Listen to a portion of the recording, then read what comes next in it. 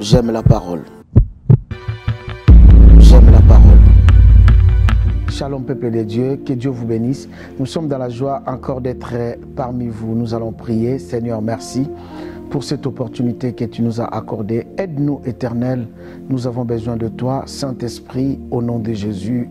Amen. Alors, je continue. Je suis en train de parler ces derniers temps de béatitude. Alors, je lis le verset 7, Matthieu chapitre 5 toujours. Le verset 7, la Bible dit « Heureux le miséricordieux, car ils obtiendront miséricorde. » Verset 8, « Heureux ceux qui ont le cœur pur, car ils verront Dieu. » Alors, Jésus est en train de dire « Heureux, heureux, bienheureux. » Pour Christ, pour Jésus, lorsqu'il dit « heureux », cela veut dire, même si la personne est en train de subir des choses difficiles, mais pour Christ, pour le royaume, il est heureux. Et voilà pourquoi ici il dit heureux le miséricordieux, car ils obtiendront miséricorde. Ici Jésus nous enseigne quelque chose d'important. Si quelqu'un est miséricordieux, il n'a plus que la miséricorde, il obtiendra aussi miséricorde de la part de Dieu. Ce verset me fait réfléchir à la prière de notre Père, lorsque les disciples sont venus dire à Jésus, montre-nous comment devons-nous prier. Dans la prière de notre Père, il y a quelque part où Jésus dit que notre Père qui es aux cieux, que ton nom soit sanctifié, que ton règne vienne, que ta volonté soit faite sur la terre comme au ciel. Donne-nous aujourd'hui notre pain quotidien. Pardonne-nous aux offenses, comme nous pardonnons aussi à ceux qui nous ont offensés. Donc, comme nous pardonnons, nous demandons les pardons, comme nous aussi, nous les faisons à nos prochains. Ici, il dit heureux les miséricordieux, et ils obtiendront miséricorde. Cela veut dire, pour bénéficier de la miséricorde de Dieu, il faut aussi toi-même tu sois miséricordieux. Et c'est quelque chose qui est un peu difficile pour aujourd'hui. Beaucoup de gens aujourd'hui n'ont plus de compassion des autres. Nous sommes en train de voir, il y a des gens qui n'ont pas le cœur de pardonner avec facilité. Or que la miséricorde, c'est aussi avoir un cœur de pardonner avec facilité. La miséricorde, c'est aussi avoir un cœur de faire du bien aux autres. La miséricorde, c'est aussi, bien aimé dans le Seigneur, d'aider les autres. La miséricorde, d'être facile, flexible aussi face aux autres. Vous savez, si Dieu n'utilise pas sa miséricorde sur nous, je vous dis, le monde sera déjà dans le chaos. Et vous savez, mes chers frères et sœurs, heureux les miséricordieux, car ils obtiendront miséricorde. Facilité, car en faisant cela, tu obtiendras aussi la miséricorde de la part de Dieu.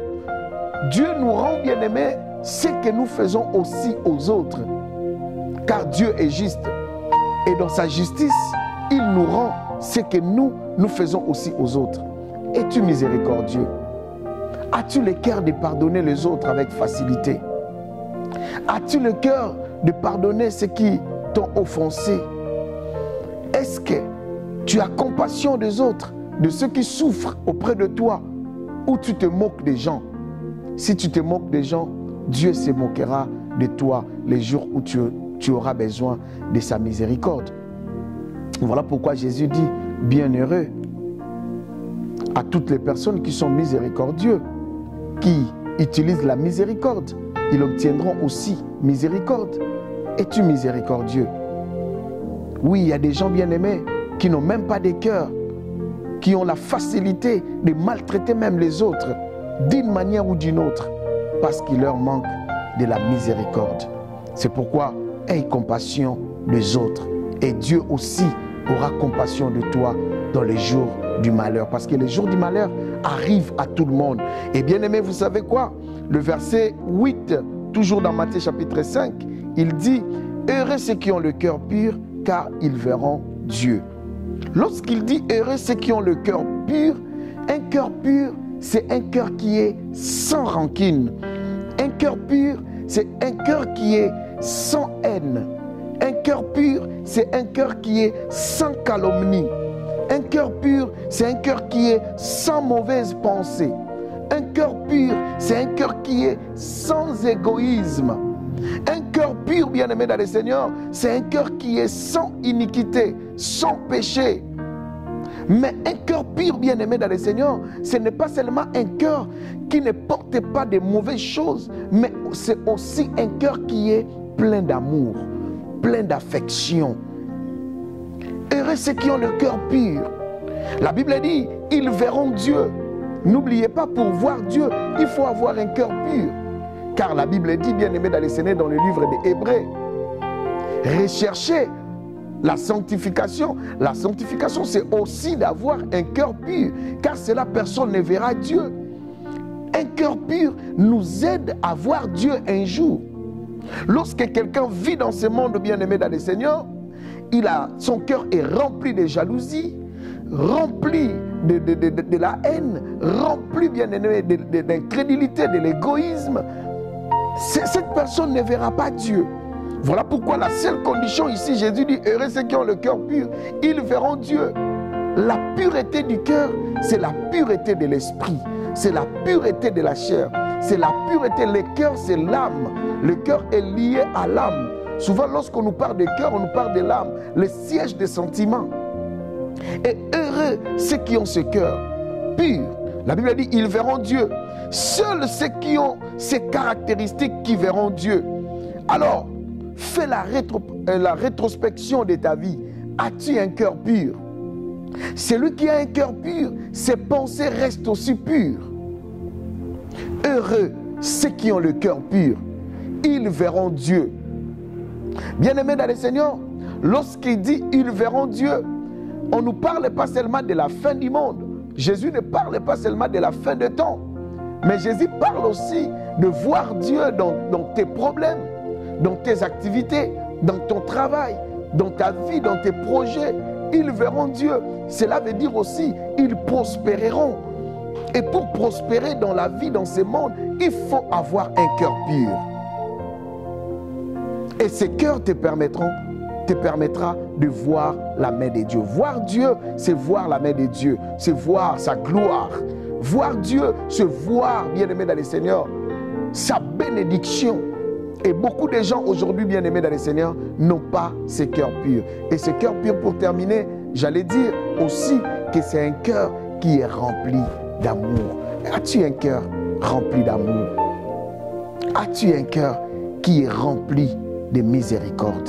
As-tu un cœur pur, bien-aimé dans le Seigneur, ou dans ton cœur, tu es là seulement pour réfléchir mal, détruire le vie des gens parce que tu as un mauvais cœur? Un cœur pur, c'est un cœur d'un bon chrétien. Parce que lorsque le cœur n'est pas pur, c'est le cœur de la sorcellerie. C'est le cœur qui a sans douleur, qui est sans pitié, qui est sans miséricorde. Là, c'est un cœur qui est un cœur noir et non un cœur pur. Bien-aimés dans le Seigneur, heureux ceux qui ont le cœur pur, ils verront Dieu. Et deuxième chose, ils verront Dieu lorsque Christ viendra.